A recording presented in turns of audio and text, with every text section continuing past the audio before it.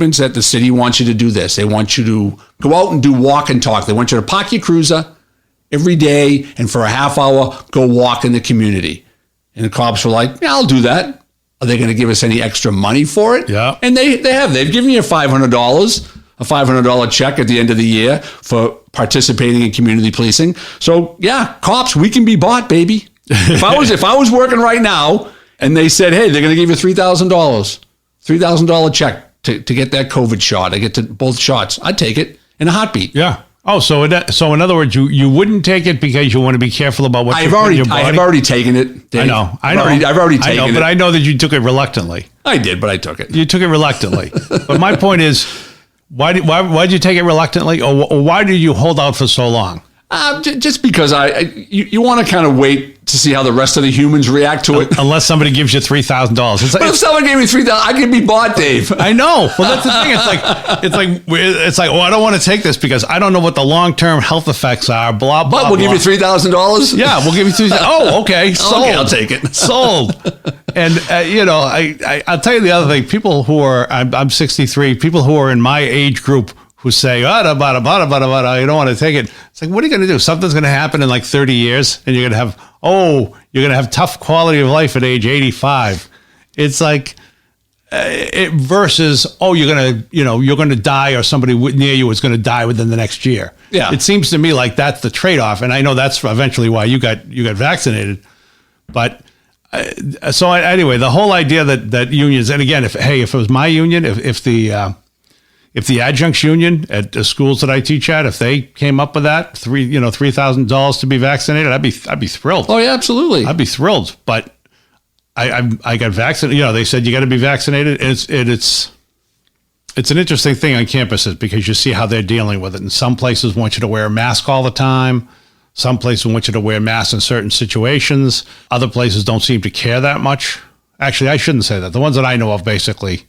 Most times, so when I go to college campuses, I went to a bookstore over at Gordon recently, and people had masks on. But it's interesting to see because everyone's trying to figure out how to be safe. Nobody really knows. It's a certain amount of guesswork, even though public health is based on science. A lot of it's just random chance. Some of it's random chance. You don't know what's going to happen anyway. You can get sick. You can get hit by a car. You can have a brain aneurysm, a heart attack. But there's a lot of things that can happen. Right, but we're only talking about COVID. I do think that right now, and that's why the perfect storm is very fitting for the title of this. Is you don't know how law enforcement is going to react. And I think you got to go to Chicago. You got to look at Chicago, see how they handle it. And if they decide to walk off the job, you might have the military running certain cities. And I don't think anyone wants that. No. Because now you're moving into the military is going to be running, and they don't know the military doesn't know how to deal with domestic type issues in communities in Chicago. They don't know how to deal with those type of situations. Well, I think I would guess. Are they going to be armed? Are they going to be walking around with their, with their assault? It'd have to be a police state, right? Yeah, absolutely. I mean, you're going to not arm them? Can't we all just get along? Can't they sit in a room and say, hey, that's what Laurie, don't talk to Chicago cops like that. They already hate your guts. And then on the other hand, could you give us $3,000 and we'll end it? So what you're saying then is that we're in a situation where we could have the National Guard called in along with social workers. And social workers. And then something, the street kids from Chicago are going to look at that and they're going to have a field day. They're going to have a field day. That's like your dream.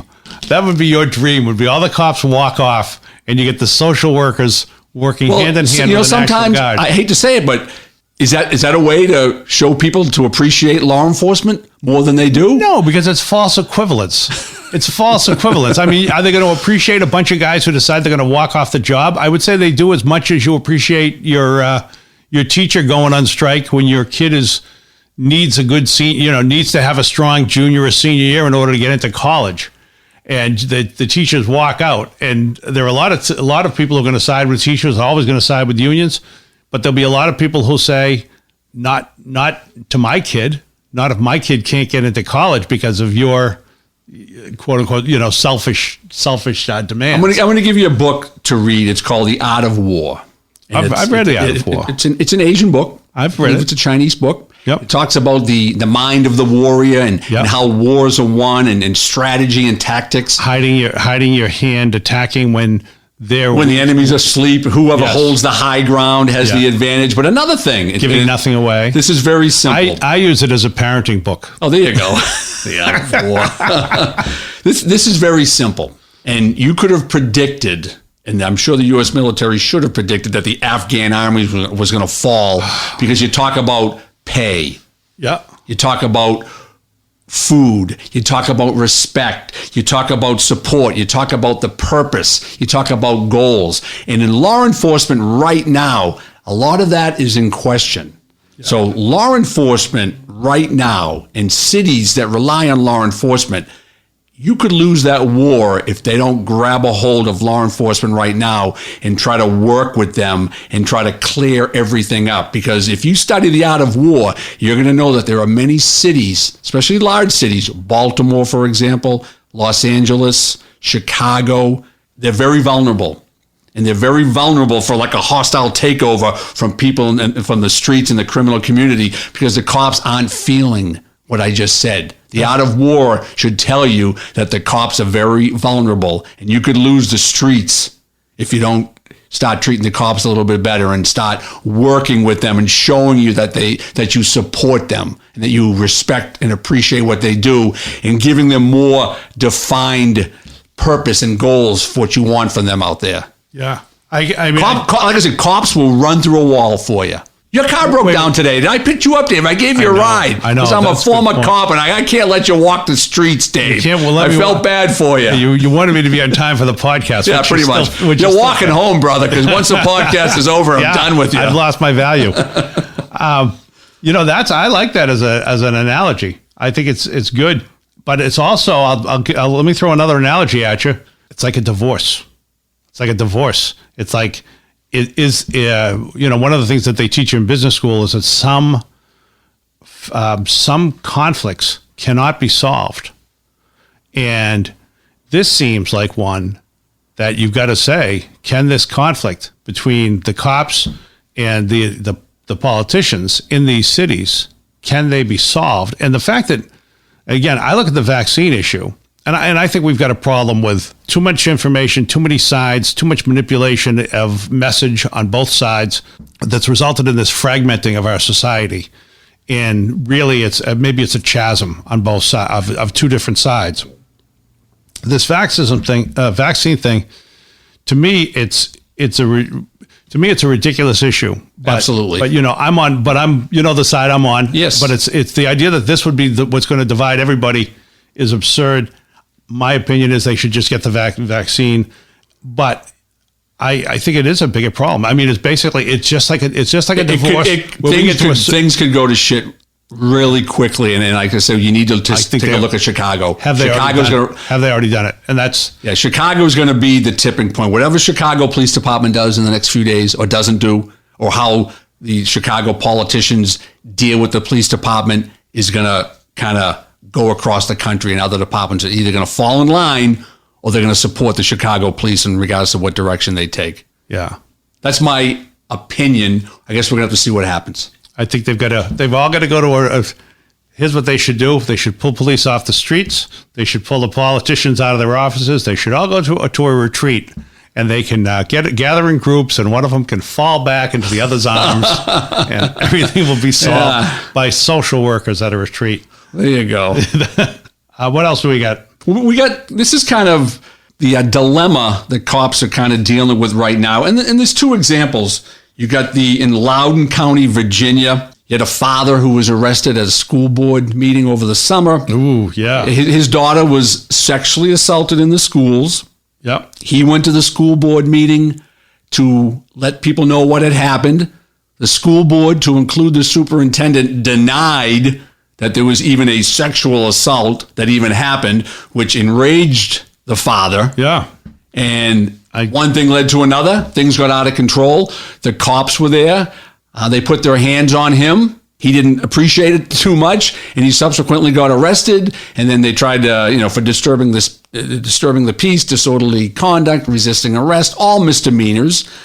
all crimes that usually go away, but they were looking to put this guy in jail for a while.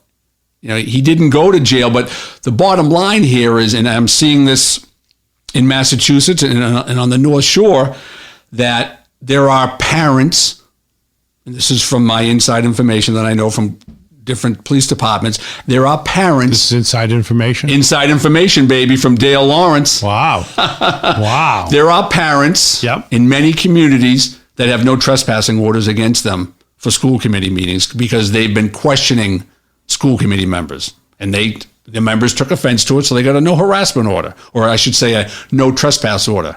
Based on that, the school committee will call the local police department and say, hey, we're having a meeting tonight.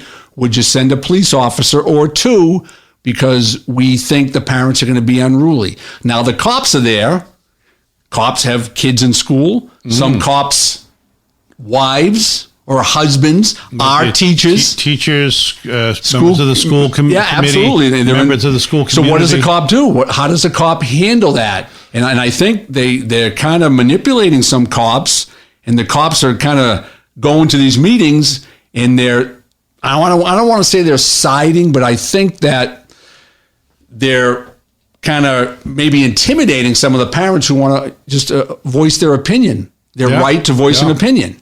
Well, that's the thing. It's that line. There's a fine line between free speech, using the position of government to suppress free speech, and using law enforcement as that force. And they've done it to media for years. And I think of things that go out only to the parents community, but they won't tell as a reporter. I was enraged by it when there was something that happened in a school district, and they had a threat, and they wouldn't tell us what the threat was, and they locked down the school, and we're calling, and they're like, well, this is a school matter. It's like, it's not the school matter. The school is a public entity in the town, and the idea that you're going to come to me when you want to build a new building, or you want your funding increased, or any of this stuff, but you're not going to tell me when you've got a problem in your school like this. As someone who worked in the schools, I can, and I will not support them in this area. They absolutely hide things from parents, hide things from students, try to hide things from law enforcement. Don't tell you about it. And if they get away with it, they get away with it. And I'm going to give you one example of a college. Should I give the name or not? What do you want? Because this is not going to be a good story. Well, let's avoid. We'll avoid the name. Let's avoid the name because we want to avoid the hassle. But we'll just say there was an incident probably 5 years ago. There was a sexual assault at a college. Okay, I was a part of the investigation. Okay, which is, by the way, unfortunately, it's a fairly common thing, isn't it? For assault. I mean, there was a story about it in the Boston Globe. Yeah, certain degrees of sexual assault for anywhere, from a race to an unwanted touch, or I said a rape to unwanted touching. A rape would obviously be the worst of a sexual assault, and then the unwanted touching and just kids getting a little bit frisky when they shouldn't be, and kind of down the line there. But this one was an actual rape of a young girl, and the college tried to hide it. But one of the parents called and said the school wasn't doing anything. So it was myself and one of our detectives went to the school, interviewed the young lady, spoke to the parents, had enough information to arrest the kid. The kid was arrested. All right, he was kicked out of school. And what the college did, so there wasn't a lot of publicity, they said, hey, why don't we let it all go away and we'll give your daughter free tuition for the next 3 years. And they accepted that, and that's how that, and how many times has that been done where the person wasn't arrested, where they just kicked the boy or the offending person out of school and they gave the victim free college tuition? So that was one incident. And how often does it happen? How often does it happen? A lot. Did we have one final one? Or we had one last one, and it kind of gets to the point of the perfect storm again. And it's using police officers. There was a lady, her daughter was very, very sick in the hospital. She had some sort of a brain injury. And the hospital was telling her, this was in Florida, hospital was telling her, hey, she may or may not make it. We're not sure. It's kind of touch and go at this point. And then at 7:30 that night, the charge nurse of that hospital told the mother, hey, you got to leave. We got certain COVID restrictions. You can't stay overnight. And the lady was like, I ain't leaving. So they got into a pissing contest. The charge nurse